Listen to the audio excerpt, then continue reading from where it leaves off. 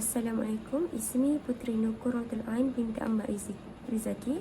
Rakam talabah 24 BE 02110. المرحلة الثانية جمع القرآن في عهد الصديق وهذه يبينها أخبر الناس بها كاتب الوحي الأمين زيد بن ثابت قال رضي الله عنه أرسل إلي أبو بكر مقتل أهل اليمامة فإذا عمر بن الخطاب عنده قال أبو بكر رضي الله عنه إن الأمر أتاني فقال إن القتل قد استحر يوم اليمامة بقراء القرآن وإني أخشى أن يستخر القتل بالقرآن بمواطن فيسحب كثير من القرآن وإني أرى أن تأمروا بجميع القرآن. قلت لعمر كيف تفعل شيئا لم يفعله رسول الله صلى الله عليه وسلم.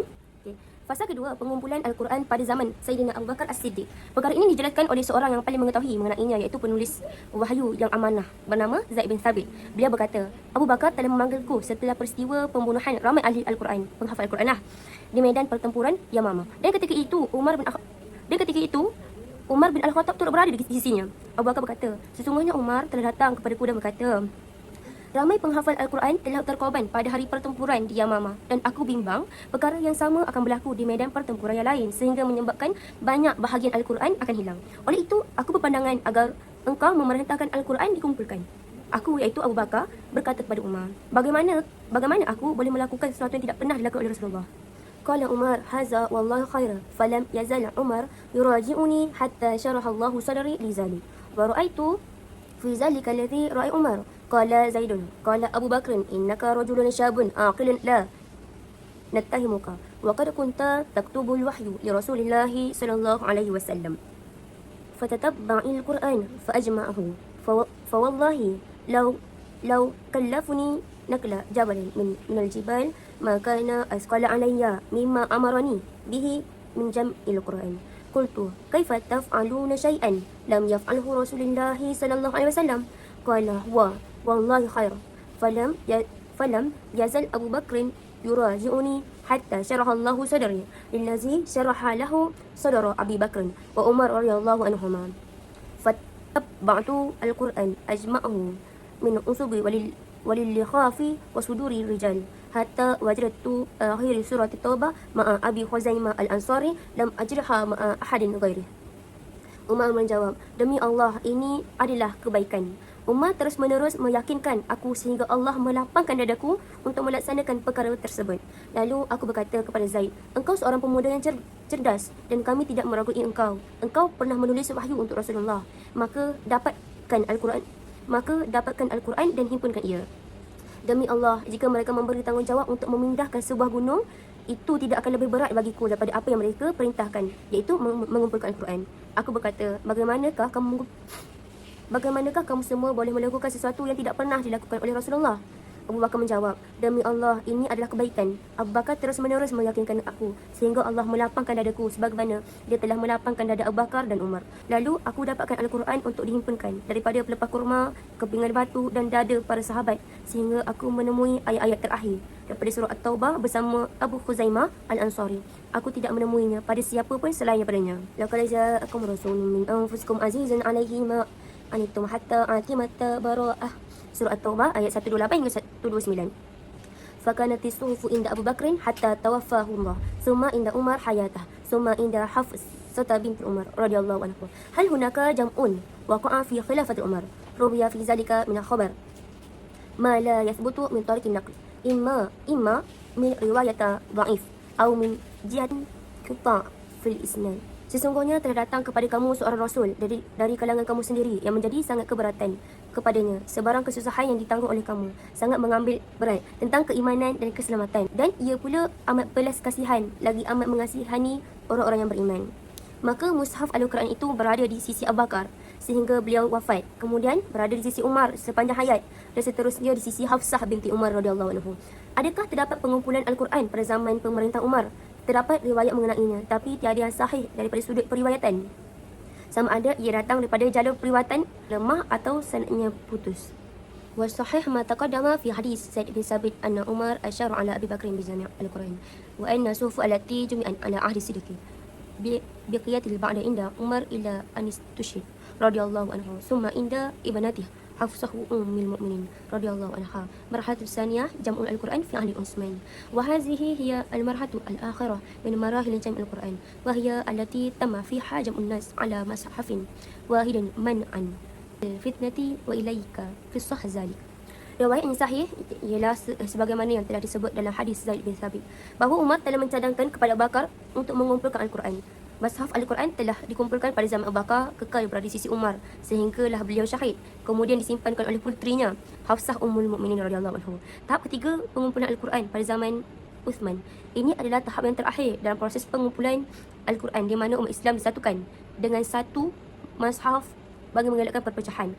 Berikut adalah kisahnya. An Anas bin Malik radhiyallahu anhu anna Huzaifah bin Yamani qadima ala Utsman wa kana yughari ahli Syam fi fathi iraminihi wa asrabijani ma ahli Iraq afra'a Huzaifah ahli tilafhum fil قراءة فقال حذيفة لعثمان يا أمير المؤمنين أدرك هذه الأمة قبل أن يختلفوا في الكتاب اختلاف اليهود والنصارى فأرسل عثمان إلى حفصة أن أرسل إلينا بالصحف ننسخها في المصاحف ثم نردها إليك فأرسل بها حفصه إلى عثمان فأمر زيد بن ثابت وعبد الله بن زبير وسعيد بن العاص وعبد الرحمن بن الحارث بن هشام فنسخوها في المصاحف.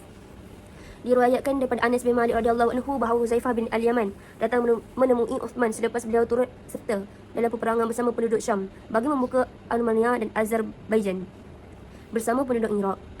Ketika itu Huzaifah merasa takut dengan perbezaan dalam Al-Quran yang wujud di kalangan mereka. Lalu beliau berkata kepada Uthman, wahai Amirul Mukminin, bertindaklah segera menyelamatkan umat ini sebelum mereka berselisih dengan kitab Al-Quran sebagaimana perselisihan yang berlaku dalam kalangan Yahudi dan Nasrani. Maka Uthman mengutus surat kepada Hafsah, kirimkan kepada kami lembaran-lembaran Al-Quran agar kami dapat menyalin ke mushaf-mushaf, dan setelah itu kami akan kembalikan kepada engkau. Lalu Hafsah mengeluarkan lembaran itu kepada Uthman. Maka Uthman memerintah kepada Zaid bin Thabit, Abdullah bin Zubair, Sa'id bin Al-Has dan Abdul Rahman bin Harith bin Hisham untuk menyalinkan ke dalam mushaf-mushaf.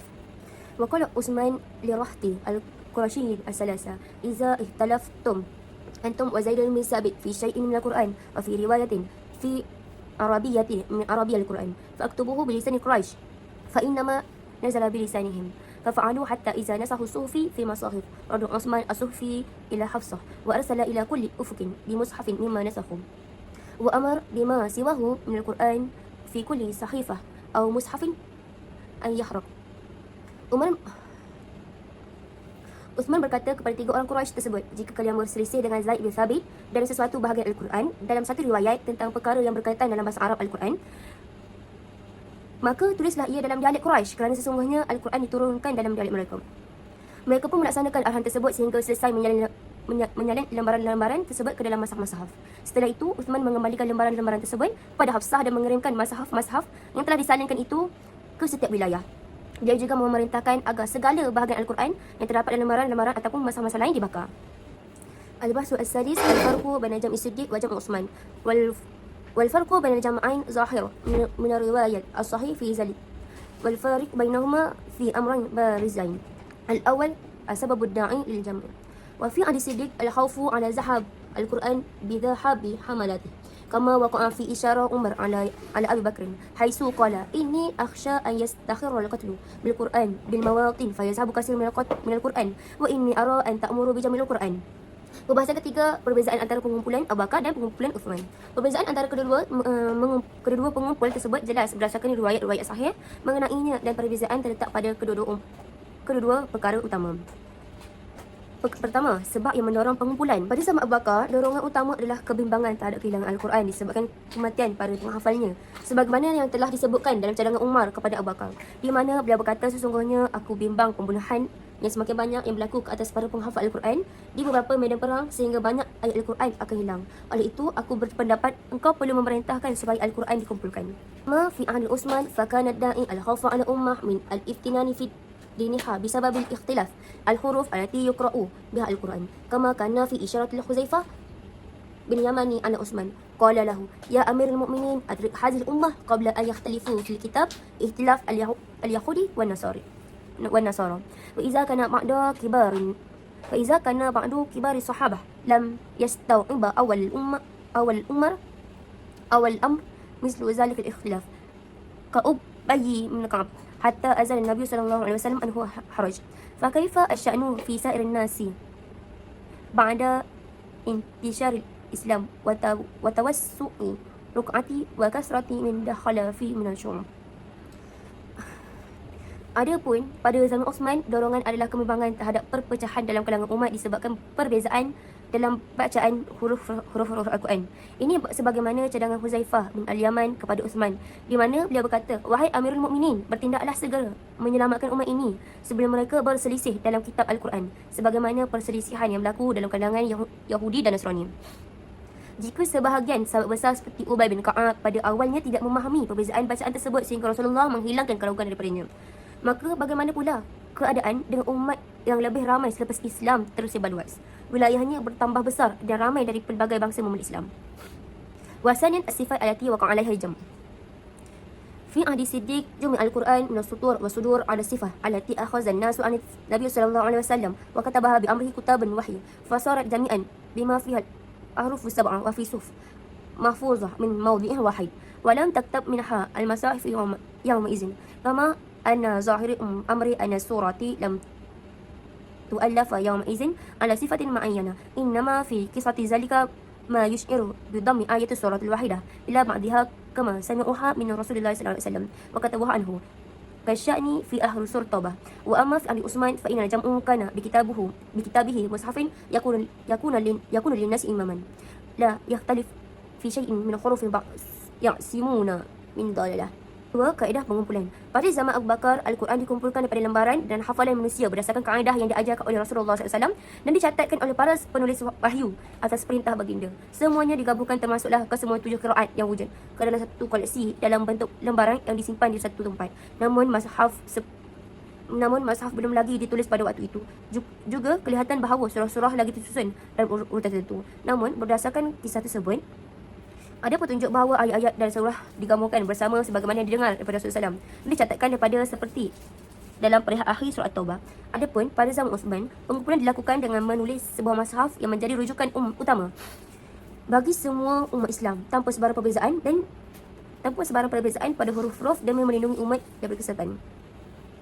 وجعل العثمان رضي الله عنه إماما في ذلك الصحف التي جمعت في عهد الصديق وأمر الكتاب أن يسيروا فيها الاختلاف فيه إنزال الكتاب إلى لغة القريش فتكون فصلا بينهم وكل حرف لا يأتي على موافقة الرسم وإن كان من السبعة فلم يكتبوه في المصحف ذلك أن الصحابة أدركوا لمعنى الذي لأجل أنزل القرآن على 7 أحرف وهو التيسير على التالين وأنهما من حرف إلا وهو على وفاق الآخر في معنى ورأوا بعد النبي صلى الله عليه وسلم ابتداء ظهور الاختلاف الأمة بسبب ذلك كما رآه الله في اختلاف الأحرف التي هي التيسير قد زال وبدأ يحل ومحلها فرقة وفتنة فدرأوا تلك الفتنة بحفظ القرآن مجموعا على رسم واحد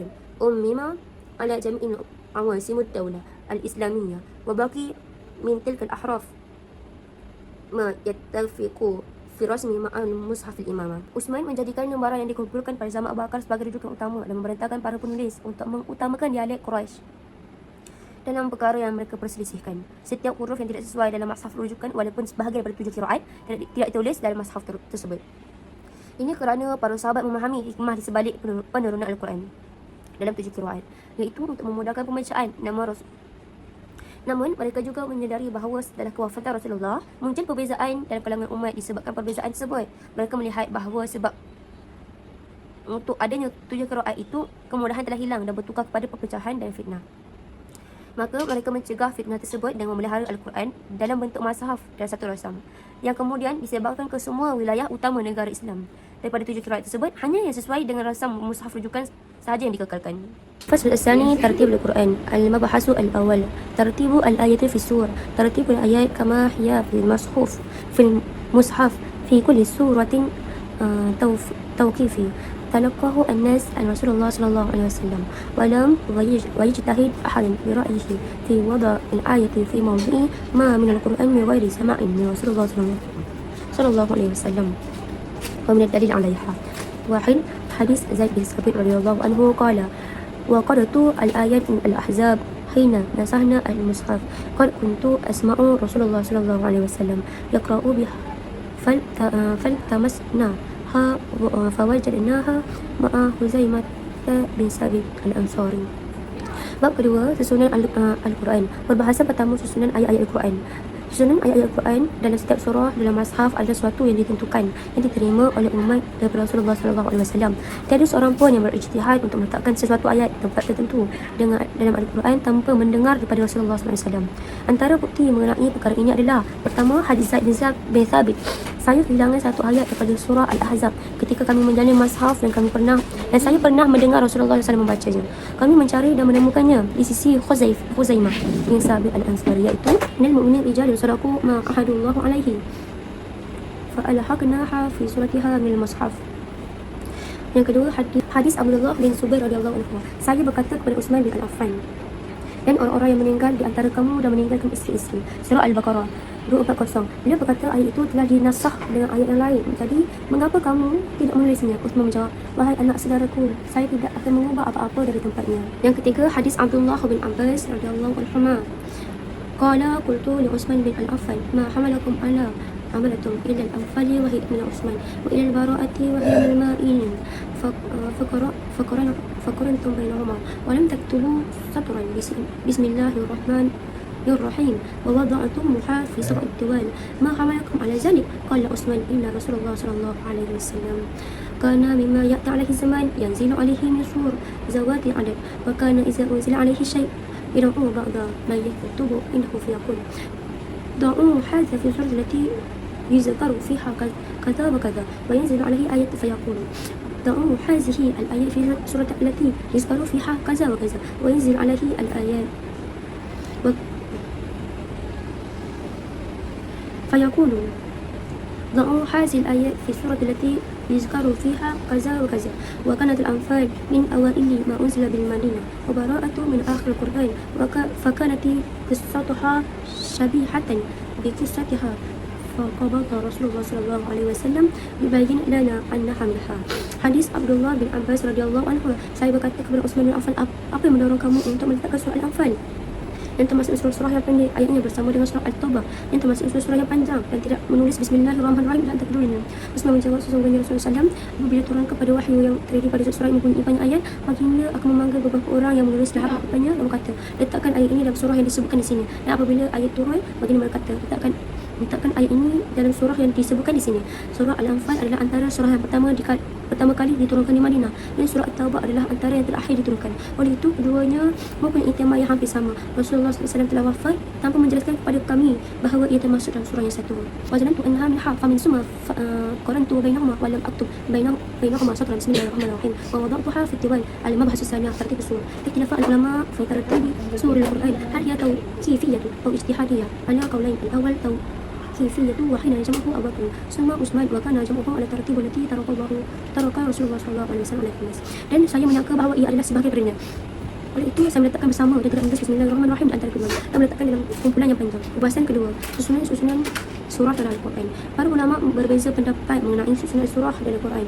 Adakah ia ditentukan tauqifi atau berdasarkan ijtihad? Terdapat dua pendapat utama. Pendapat pertama, susunan surah tauqifi, dan ketika Abu Bakar radhiyallahu anhu dan kemudian Utsman menghafalkan Al-Quran, pengumpulan itu dilakukan mengikut susunan yang Rasulullah SAW tinggalkan kepada umat manusia.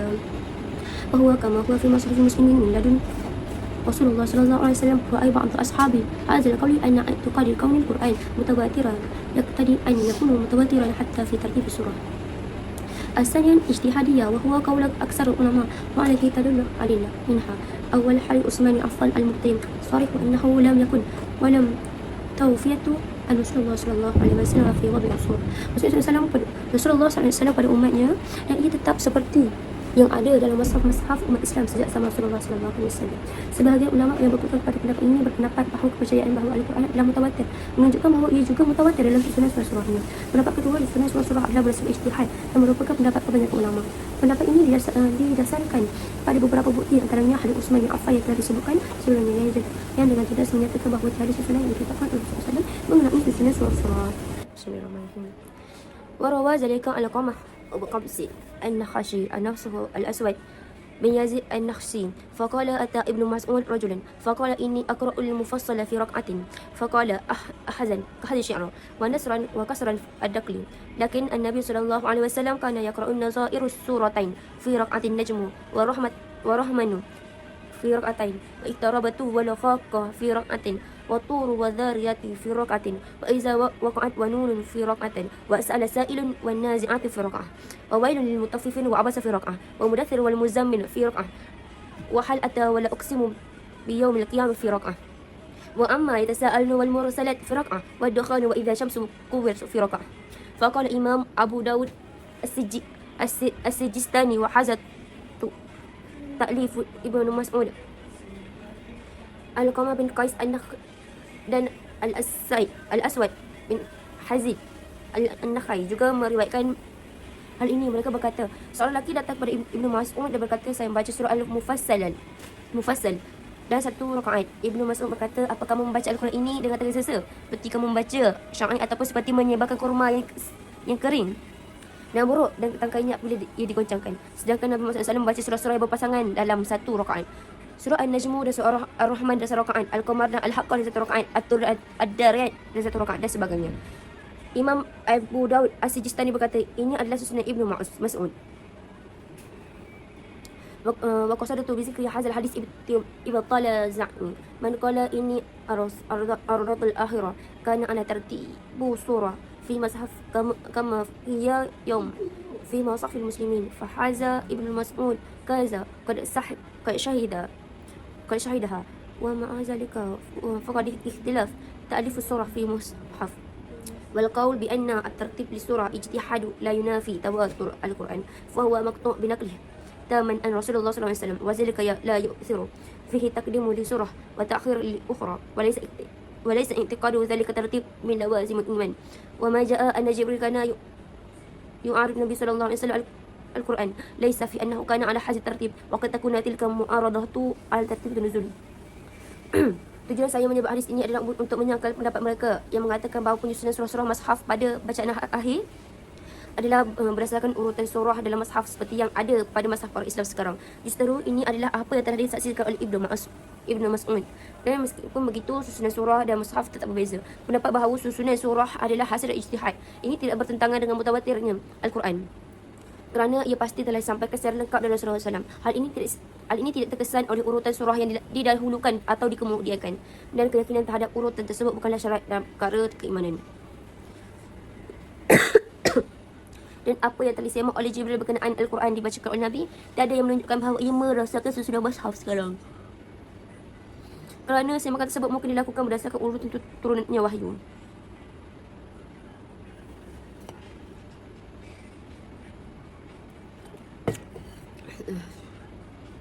Ala anna zahiru anna ba'du surah Al-Quran kana murtaban منذ عهد النبي صلى الله عليه وسلم كسبع الطوال أو بعد سورة المفصل من سورة قاف إلى آخر القرآن وإن لم يكن هناك دليل يفيد قطعا بترتيب.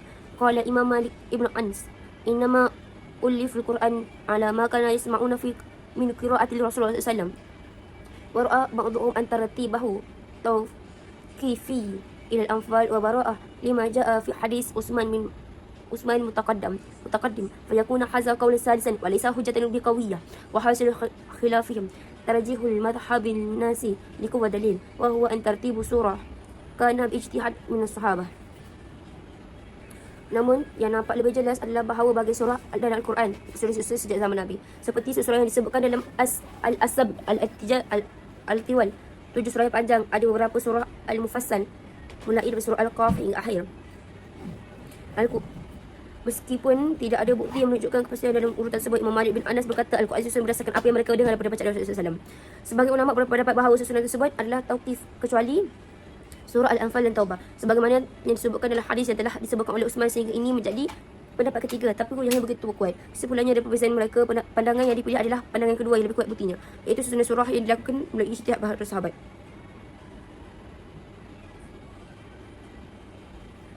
الفصل الثالث الرسم العثمان. المبحث الأول ما هو الرسم العثماني؟ المبحث الأول ما هو الرسم العثماني؟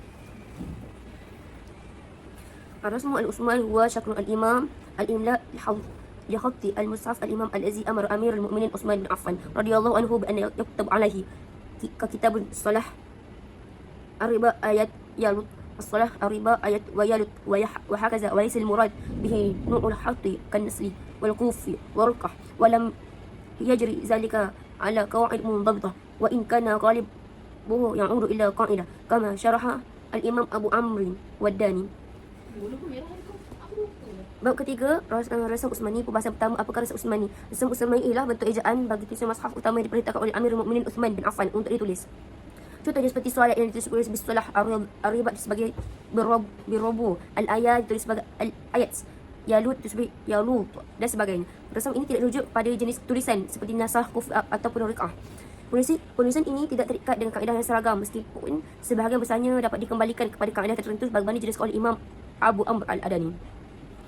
فمثل الصلاة والزكاة كتبوهما بالواو بدلا من الألف، وذلك عن اعتبار أصلهما وهو صلوة زكوة. ومثل الليل كتب الليل بلام واحد بالواحدة الإدغام، ومثل الليل كتب الليل بلام واحد الإدغام، ومثل لا يكون الناس لا يكون الناس ومثل الليل كتبت الليل بلا من واحدة الإدغام، ومثل لا يكونن ولا نسفعن كتبتا لا يكونن ولا نسفعن بالتنوين بدلا من النون على حكمها عند الوقف.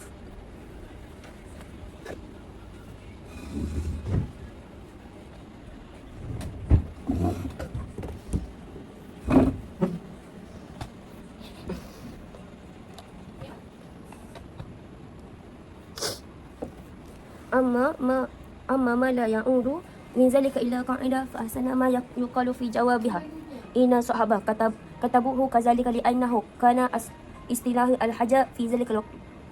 Contohnya solat dan zakat ditulis dengan huruf waw sebagai ganti huruf alif berdasarkan asal kata itu salu dengan zaku. Al-lail dengan satu huruf lam sahaja untuk menunjukkan idgham pergabungan. La yakuna an-nas linasfi inna ditulis sebagai liyakunanna linasfa'an dengan tanwin menggantikan huruf nun berdasarkan hukum ketika berhenti. Adapun ejaan yang tidak dapat dikembalikan kepada sebarang kaedah, penjelasan terbaik adalah para sahabat menulisnya demikian. Penjelasan terbaik yang dapat diberikan ialah para sahabat menulisnya demikian kerana ia merupakan kebiasaan ejaan pada masa tertentu. Al-mabasul asani an-naktu wa syaklu fih.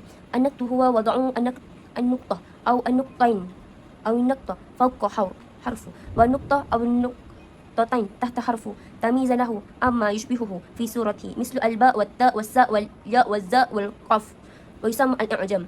وشكله هو الضبط بالحركات، وهذان الأمران كلاهما محدث لم يكن في المصحف العثماني، وأضيف إلى رسوم المصاحف صيانة للقرآن النحو والتصحيف، وذلك على وقف ما نقلته ممكن القراء من أداء. Perbahasan kedua, tanda titik dan tanda baris dalam mushaf. Titik noktah ialah meletakkan satu ataupun dua titik di atas huruf ataupun di bawah huruf yang membezakan daripada huruf lain yang merupakan dalam bentuk seperti ba, ta, sa, ya, za, zai, qaf. Ia disebut i'jam. Tanda baris syakl pula ia menandakan dengan harakat. Kedua perkara ini adalah inovasi yang baru tidak terdapat dalam mushaf Utsmani pada asalnya. Ia ditambah pada tulisan mushaf yang untuk memelihara Al-Quran daripada kesalahan bacaan dan kesilapan ejaan berdasarkan riwayat yang disampaikan para qurra yang mahir. Wa alaihi fa in zalika yakhtalif fima baina al-musahif bi ikhtilaf al-Quran wal hadis bi ikhtilaf al-qurra alladhi dhabata mushaf ala qira'atihim. فأنت ترى مثلا مصحفا على رواية حفص على عاصم وآخر على رواية ورش النافع ويتفاوتان في نقط وشكل، فما حكم إضافة ذلك إلى المصاحف؟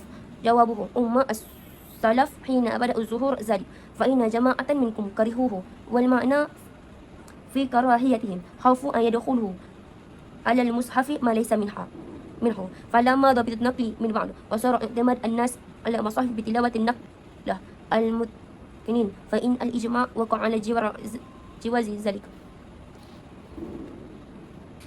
Sehubungan dengan itu, tanda titik, tanda baris berbeza dengan mushaf bergantung pada qiraat yang dijadikan panduan untuk menyusun mushaf tersebut. Sebagai contoh, kita mendapati mushaf yang ditulis berdasarkan riwayat Hafs daripada Asim dan mushaf yang lain berdasarkan riwayat Al-Warsh daripada Nafi' menunjukkan perbezaan dalam penggunaan titik dan tanda baris. Justru, apakah hukum menambahkan tanda titik, tanda baris ke dalam mushaf? Jawapannya, pada Pada zaman salaf, ketika tanda titik dan tanda baris diperkenakan, sebahagian mereka ini tak cenderung padanya.